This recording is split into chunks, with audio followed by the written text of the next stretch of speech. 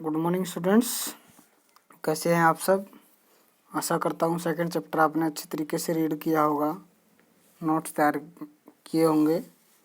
अब हमारा third chapter है सुदूर संवेदन, जिसको हम बोलते हैं रिमोट सेंसिंग, जिसके बारे में हम अभी तक पढ़ने की कोशिश कर रहे थे। वो सारी चीज़ें आपको इस चैप्टर में देखने को मिलेंगी कि भी किस तरीके के बेनिफिट हमारे लिए रिमोट सेंसिंग के हैं, क्या लाभ हैं और किस तरीके से हम उसको प्रयोग करते हैं। तो वो सारी चीज़ें हम इस चैप्टर में विस्तार से जानने का प्रयास करेंगे।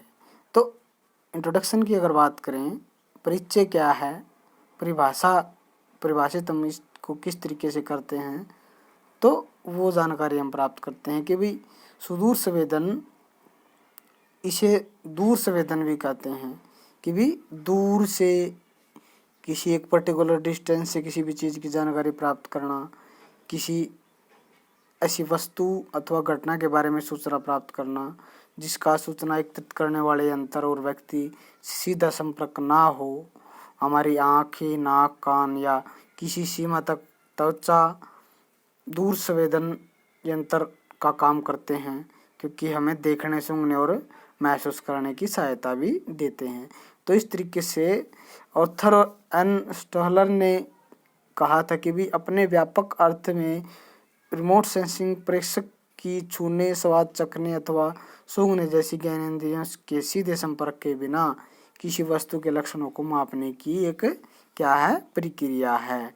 कि भी किसी भी वस्तु को उसको बिना छुए, बिना उसका स्वाद चखे, बिना उसको क्या है नज़दीक से देखे, उसको महसूस करने की एक क्रिया है कि भाई किस तरीके की वो एक्टिविटी कर रही है। तो दूर से ही हम उसका जानने का प्रयास करते हैं सुदूर संवेदन में। तो विभिन्न प्रकार की जो जानकारियां हैं, जिन वस्तुओं का अध्ययन करना है, उन वस्तुओं के संपर्क में आए बिना दूर से माप लेकर निष्कर्ष प्राप्त करने के विज्ञान को क्या कहते हैं, रिमोट सेंसिंग कहते हैं। कि भी वस्तु का अध्ययन करने के लिए उन वस्तुओं के संपर्क में भी नहीं आते हम। जैसे विभिन्न प्रकार के जो ग्रह हैं हमारे, या सैटेलाइट के माध्यम से उन ग्रहों के पास बिना जाए हम उसकी जानकारी प्राप्त करने का प्रयास करते हैं। तो वो सारी चीज़ें पृथ्वी के ऊपर ऐसी जगह जहाँ पर इंसान का पहुँचना संभव नहीं है, उस क्षेत्र के बारे में हम जानकारी प्राप्त करने का प्रयास करते हैं।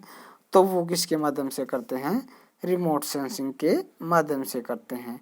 आजकल रिमोट सेंसिंग शब्दावली का प्रयोग पृथ्वी के विभिन्न पहलुओं के बारे में जानकारी इकट्ठा करना और यह एक भूगोलविद्ता का उद्देश्य बन गया है कि भी किस तरीके से हम संपूर्ण पृथ्वी की जानकारी प्राप्त कर सकें। तो इस तरीके से विभिन्न प्रकार की जो डेफिनेशंस हैं आप इसमें पढ़ सकते हैं कि भी सुदूर संवेदन बहुमुखी उपयोग को ध्यान में रखते हुए राष्ट्र संघ ने इसे 3 दिसंबर 1986 को निम्नलिखित रूप से परिभाषित करने का प्रयास किया था कि भी सुदूर संवेदन का अर्थ जो है, अंतरिक्ष से उन विद्युतीय चुंबकीय तरंगों के लक्षणों के प्रयोग करके पृथ्वी के तल का बोध करना, जिसका भूतल पर स्थित वस्तुएं का प्रसारण, परावर्तन और विवर्तन के माध्यम से जिसे पृथ्वी के प्राकृतिक संसाधनों का प्रबंधन किया जा सके, भूमि उपयोग किया जा सके और पर्यावरण का संरक्षण में भी सुधार किया जा सके। तो इस तरीके की परिभाषा या उसके लाभ के बारे में जानकारी देने का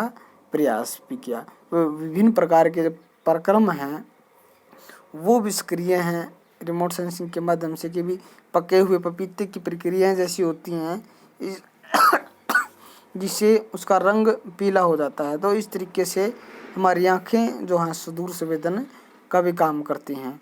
क्या तो वह के लोगों को पुराने अनुभव से हमें ज्ञात हुआ है कि भी पपीते का रंग पीला हो जाता है तो वह क्या है, पक जाता है। तो इस तरीके से इन्वायरमेंट की चीज़ों का भी हम जब फोटोग्राफी करते हैं रिमोट सेंसिंग के माध्यम से, तो कलर के माध्यम से उस एरिया के जानने का प्रयास करते हैं कि भी किस तरीके की जो स्ट्रक्चर हैं वो विद्यमान है।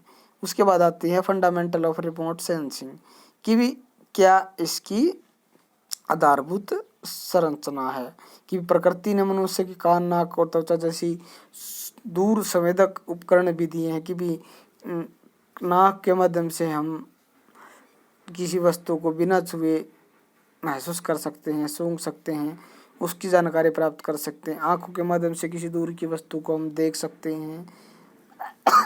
तो वो सारी चीज़ें प्रकृति ने हमें दी हैं। तो इसी तरीके से इस ऊर्जा के ज्ञान यंत्रों को प्राप्त करके अन्वेषण, परावर्तन और विकिरण के माध्यम से, जिन्हें हम दूर संवेदक कहते हैं, मुख्यतः 4 प्रकार के होते हैं। एक तो रेडियोमीटर, यह विद्युत चुंबकीय ऊर्जा को मापता है कि भी विद्युत चुंबकीय ऊर्जा कितनी है। दूसरा है ऑडियोमीटर, यह ध्वनि की तीव्रता को मापता है कि भी कितनी गति से ध्वनि काम करती है, चलती है। मैग्नेमीटर, तो ये है पृथ्वी के चुंबकीय क्षेत्र में होने वाले परावर्तनों को मापता है कि भी किस तरीके से पृथ्वी के जो ग्रेविटेशनल फोर्स का एरिया है उसमें क्या क्या चेंजेस आते हैं। उसके बाद ग्रेविमीटर, यह क्या करता है, पृथ्वी के गुरुत्वाकर्षण में होने वाले परिवर्तनों को भी नापने का प्रयास करता है। अगला हमारा पॉइंट है इलेक्ट्रोमैग्नेटिक स्पेक्ट्रम एंड एनर्जी, विद्युत चुंबकीय स्पेक्ट्रम और ऊर्जा किस तरीके से काम करती है कि भी विद्युत चुंबकीय ऊर्जा तरंगों के रूप में होती है, लेज के रूप में होती है, वेव के रूप में, जिसको हम वेवलेंथ कहते हैं। दो निकटतम तरंगों की जो वेव है उसके बीच की लंबाई को हम क्या कहते हैं, तरंग दैर्घ्य कहते हैं। तो इस तरीके से जो लगभग 3 लाख किलोमीटर प्रति सेकंड की गति से काम करती है, तो ये तरंगों की क्या है, गति है। तो इस तरीके से दिखाई देने वाले स्पेक्ट्रम पर में नीला, हरा, पीला, नारंगी और लाल रंग भी होता है। तो उसी कलर के माध्यम से हम किसी एरिया को पहचानने का प्रयास करते हैं। तो परातल क्षेत्र के पश्चात लंबी तरंगों वाले जो क्षेत्र आता है जिसे माइक्रोवेव कहते हैं, इस क्षेत्र में तरंग दैर्घ्य 0.03 सेंटीमीटर से 1 सेंटीमीटर तक का होता है। तरंग दैर्घ्य की डेफिनेशन मैंने आपको बताई। तो वो सारी चीज़ें, तो घरों में भोजन बनने, गर्म करने के लिए माइक्रोवेव का प्रयोग करते हैं।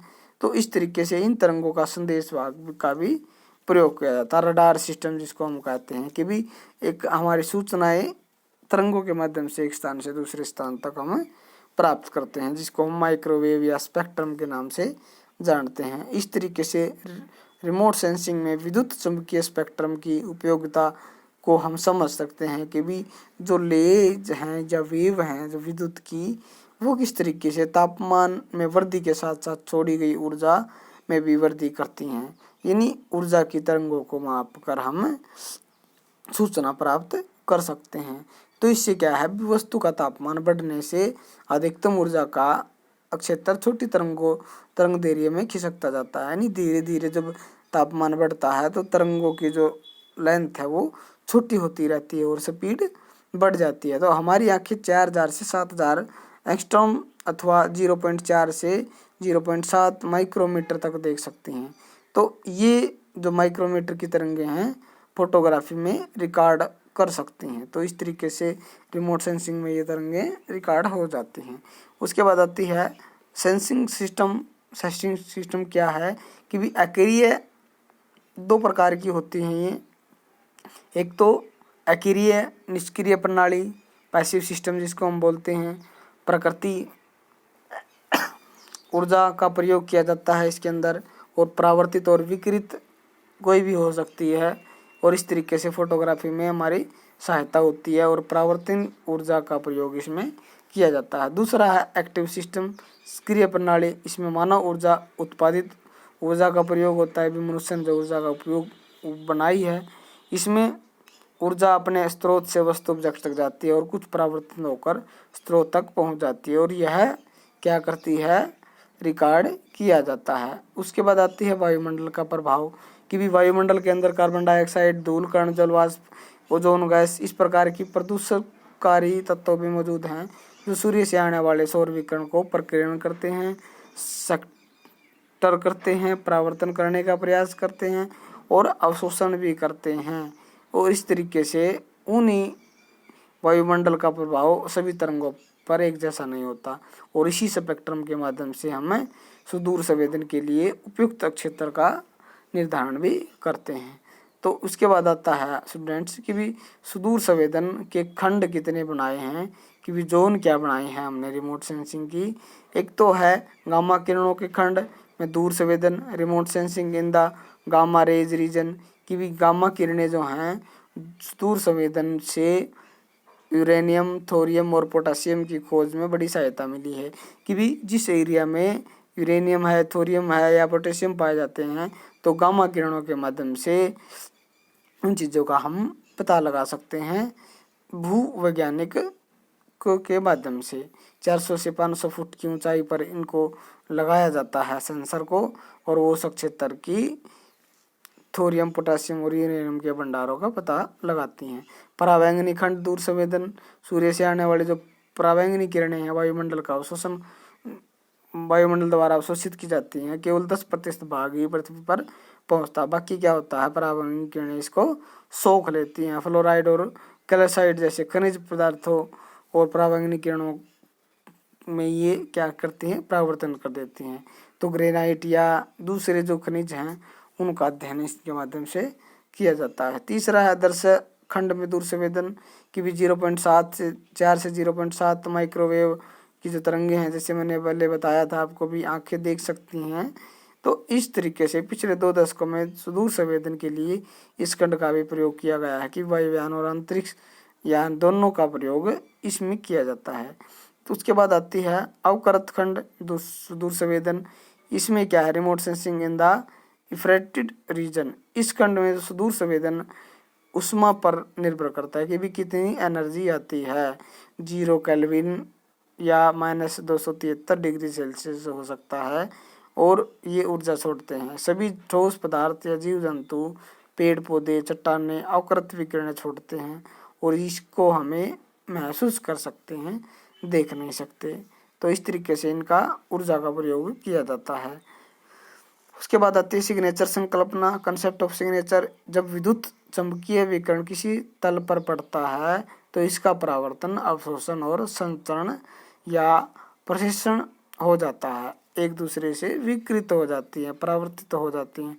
तो ये क्रियाएं तल की प्रकृति तथा किरणों और तरंगों की आवृत्ति पर निर्भर करती हैं। कि भी सुदूर संवेदन में आधारभूत गुण जो हमें किसी वस्तु की पहचान में करने में सहायक होता है, उसे क्या कहते हैं, सिग्नेचर कहलाता है। कि भी किस वस्तु की पहचान किस तरीके से करते हैं। जैसे सामान्य तौर पर हम आपकी पहचान अंगूठे के निशान से करते हैं, तो उसमें भी सिग्नेचर के या सिग्नेचर के माध्यम से करते हैं आपकी पहचान।